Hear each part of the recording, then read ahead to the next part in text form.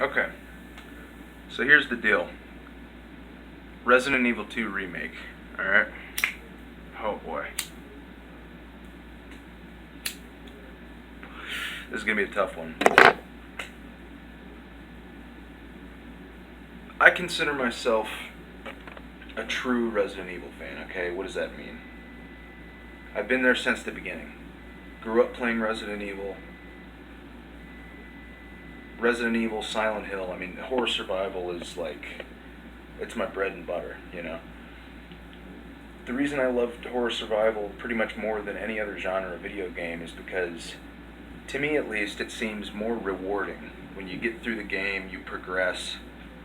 It has a sense of, it's very rewarding, and it's very, there's a lot of replay value. I mean, look at Resident Evil 2. Give me a sec. Actually, you know what? I'm just gonna grab a handful of shit here. Oh boy, it's like half of my fucking. Okay, now this is just. We're gonna go PlayStation 1 first, okay? This is PS1. I gotta keep this in order because I'm like such a snob about everything. But check it out, man. Whatever happened to real horror survival? All right. This is the PlayStation edition, PS1 edition, right? Alone in the Dark, New Nightmare. Okay. Shit. I gotta keep these in order.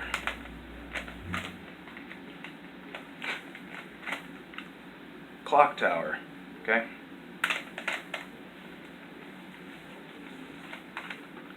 Clock Tower 2.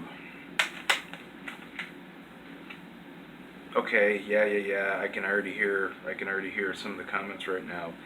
Countdown Vampires, alright? I know. Guilty pleasure. It's a guilty pleasure. Dino Crisis, alright? Resident Evil 2. Resident Evil 2, the second disc. Because I got them like, I didn't get the actual case. Long story, I printed these. I actually, look at how beautiful that is. I printed that out from the, off the net. Resident Evil Survivor. Yeah, whatever. It's more fucking horror survival than anything that, sorry to say, that Capcom has made in years.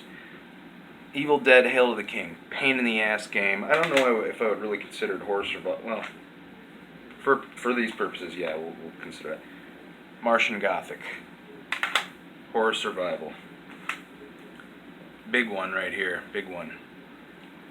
Silent Hill. Horror survival. Real horror survival, right?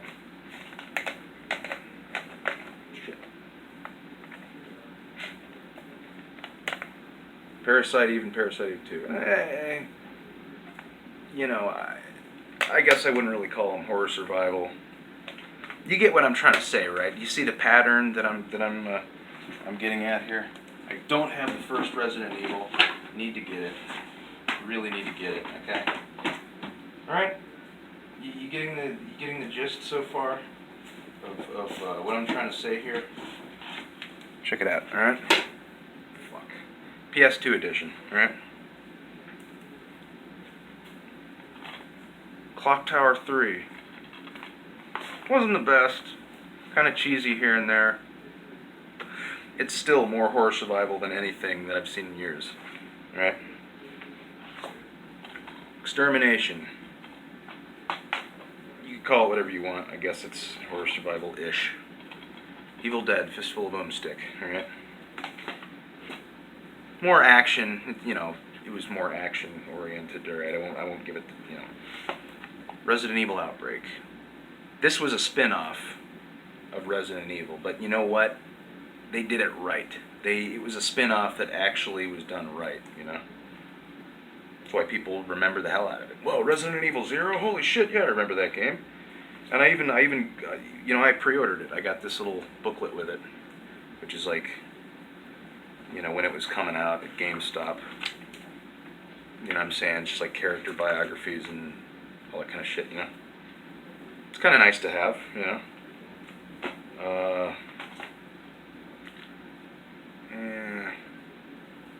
going to feel like an idiot for this one. Resident Evil Dead Aim. Alright, yeah, okay, now I feel like an asshole. It wasn't horror survival. I didn't really get into it. It's actually, this is one of my friend's games, and I haven't returned it to him. You know, I moved to a different state, so I'm kind of a thief. Silent Hill 2. Now this is horror survival at its absolute grade A finest. Alright? Silent Hill 3. Horror survival. Alright?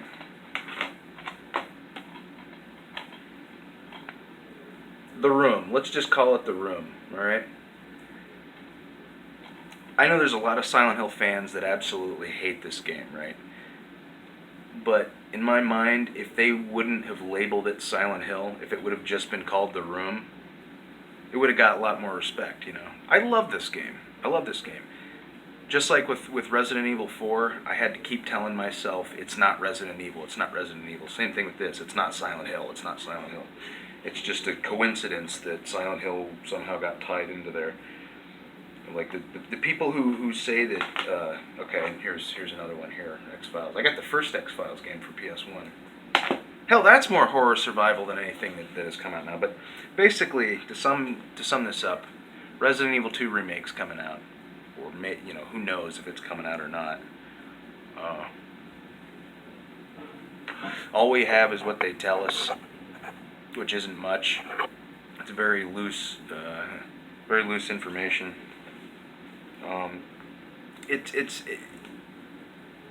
I'm going to go ahead and be pessimistic about it because I can follow the patterns of what these companies have been doing, like Capcom, right? Capcom fucking over... Shit, see now I feel like an idiot because I don't remember his name. Mikami? They fucked over Mikami, just like how Konami fucked over Hideo Kojima, you know? Isn't it funny how they always take the people who put them on the map, they always take the people who basically made them what they were, and they give them the shit end of the stick. Say, well, no, this is our product now, this is our project, and we don't give a shit if you directed this game. It's ours now, you know? It's got to take some balls to fucking do that to the people that made you who you are. And then they're going to have the... You know, kind of like how, It's kind of like how Rockstar has changed since Sam Houser left. You know what I mean? I think it's taken a shit turn. You know, it's taken a turn for the worst. It really has. And, basically, I'm going to go ahead and be pessimistic about the Resident Evil 2 remake because, just like a lot of people are saying, and it rings true with me, if Capcom fucks this up, I'm not going to buy any more of the products, you know. And I'll go back and I'll buy like Resident Evil 3 for PS1 because that was a good game. It was excellent. It was Resident Evil back when Resident Evil was Resident Evil. You see what I mean? It was rewarding. It was challenging. It was difficult. Horror survival games back then didn't treat their customers, they didn't treat the players like we're a bunch of idiots, you know? You got these games, I don't even know where to start. It's like they all seem to do it now. They tell you exactly what to do. If you go over to like an item or something, say there's a lighter, you know, sitting on a table, what did old games do? You'd have to figure out, oh wait, here's a pick-upable item. It's not even a word, but here's an item that's able to be picked up. I can use this, right? You know what a new game will say now? You'll see a lighter, but there'll be a big fucking icon on it that'll say, hey dipshit, push X to pick this up. That's the way I feel that they're treating the customers now. You know? Hey idiot, go here. Hey moron, do this. Hey dumb shit, pick this up. You know what I mean? It tells you exactly what to do. Where's the challenge in that? There is no challenge. And basically the problem is these game companies, look at that, that's fucked up. These game companies don't care about their audience anymore, and they've proven it. They've proven it. I don't have, you know, these are filterless. I have to roll my own shit.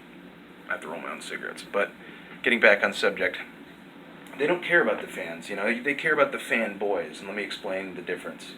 Fans are people who've been there since day one. We're critics. Doesn't mean we're going to hate everything that a company does. Doesn't mean we're going to love everything that they do.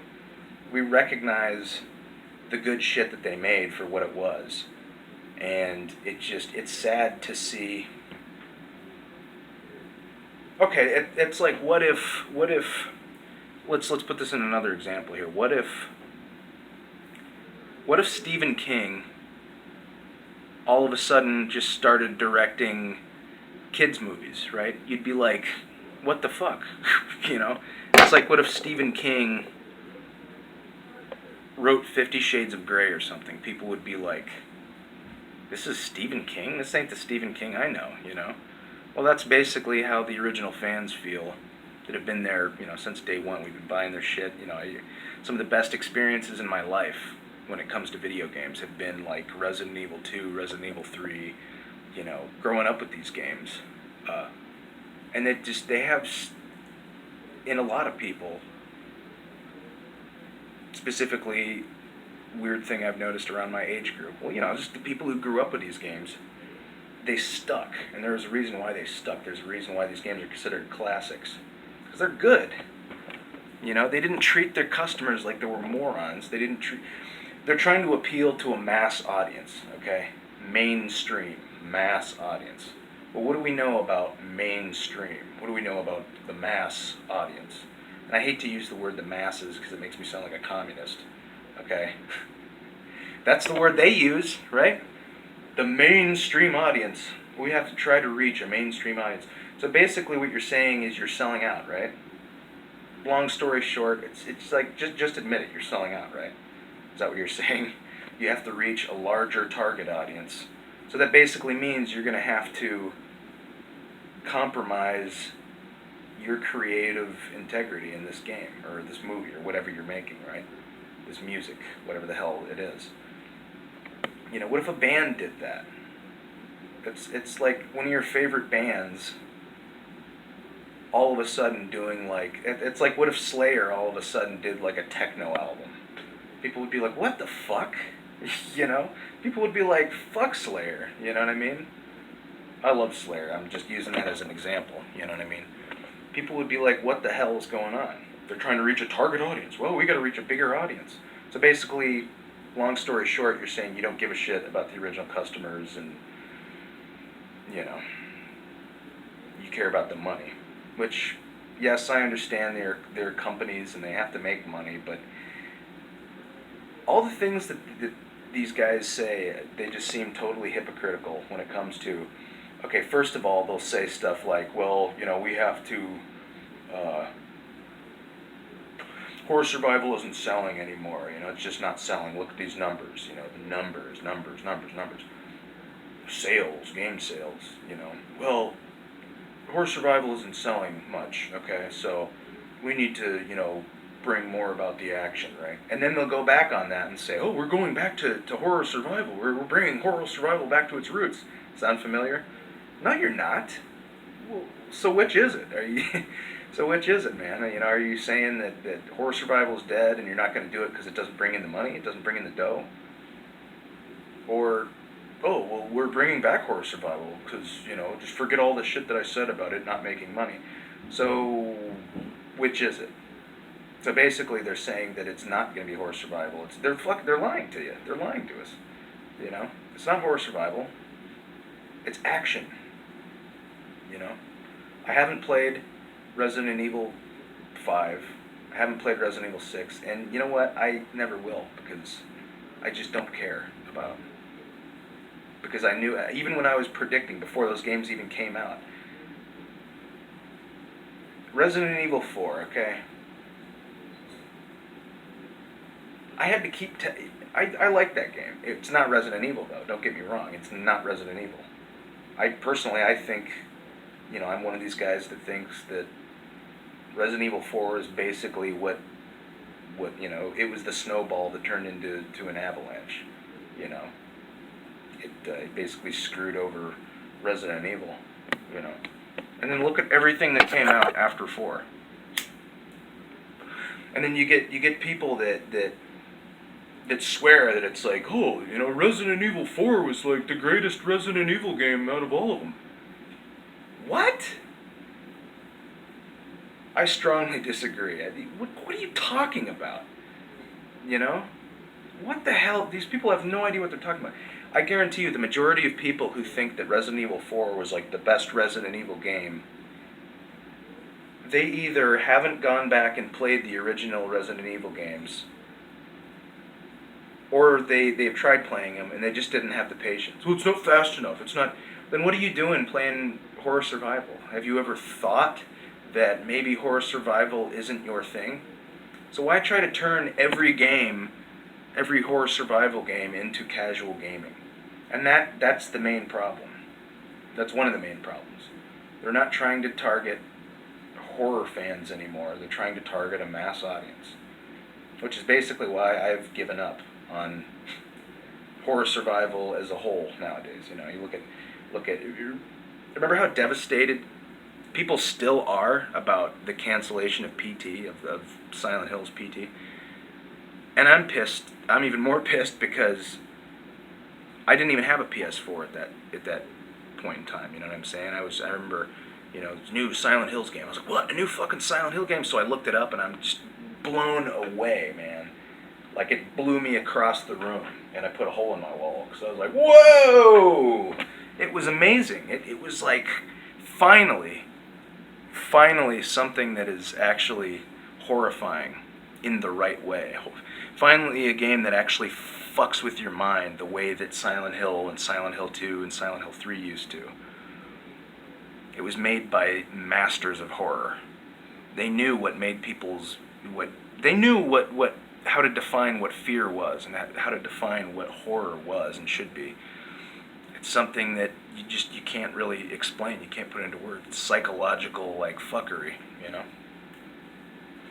And it's just, sadly, I don't think it's coming back. I just don't think it's coming back. Look at all the fan-made, if you don't think that people were super pissed when PT got canceled, look at all the fan-made projects. Look at Allison Road. Look at Visage. Look at, what was the other 8 titles that are basically, you know, trying to recapture what PT gave the players, you know. I never got a chance to play the demo of PT. I'm pissed.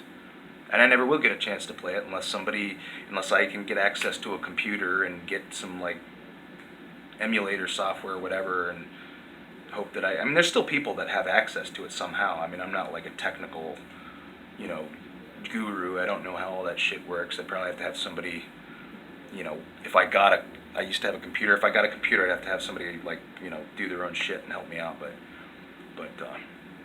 I'm just saying they need to bring back horror survival because it's turning a lot of people off of just video games in general now. Like it's just people just don't even, you know, like.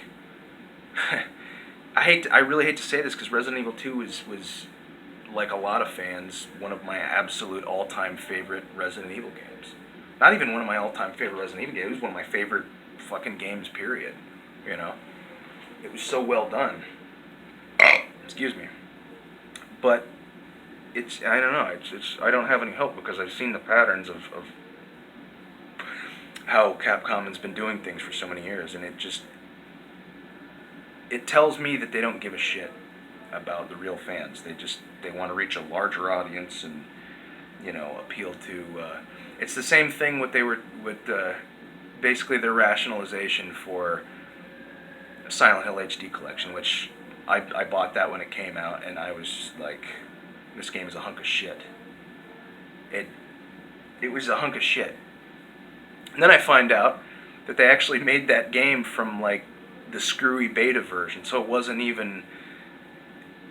That explained everything, you know. Maybe Hijinks Studios had nothing to do with all that fuckery, but it's just. I mean, this is the kind of thing that you got to expect from this generation of gaming.